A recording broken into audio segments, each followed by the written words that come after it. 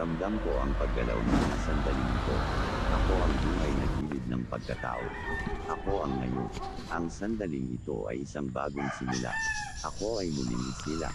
Ang bawat sandali ay isang bagong panganak na universo. Lahat ay bago, bawat sandali ay muling pagsilang. Pinipili ko ang aking universo, sandali sa sandali. Pinipili ko ang pagiging perpekto. Ako ay walang kapintasan, walang bahid, at perpekto ngayon.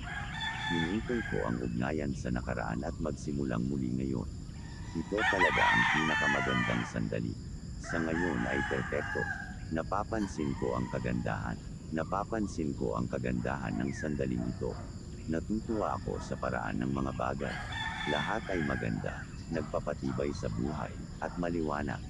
Gustong gusto ko ang sandaling ito. Ramdam ko ang sigla at sigla ng sandaling ito. Nararamdaman ko ang pagkakaisa ng lahat ng buhay sa sandaling ito. Ramdam ko ang pagkakaisa ko sa lahat ng iyon. Ang sandaling ito ay umiiral lamang ngayon. Ang mga pangyayaring ito ay umiiral lamang ngayon. Nararanasan ko ang isang kakaiba, isahan, at magandang kaganapan. Ang bawat sandali ay isang bagong obra maestra. Ako ay bahagi nito. Ako ang sandaling ito. Ako ang karanasan nito. Ako ang pagsikat ng araw. Ako ang mga ulap. Ako ang symphony. Ako ang kagandahan ng sandaling ito.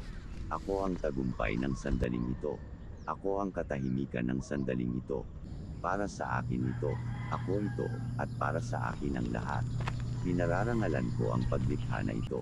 Isang kawalang hanggan ng ebolusyon, para lang sa akin, ngayon. Ang nag-iisang sandali ng kaligayahan ay ang layunin ng lahat ng nilikha. Ang lahat ay tubukuhan ng mga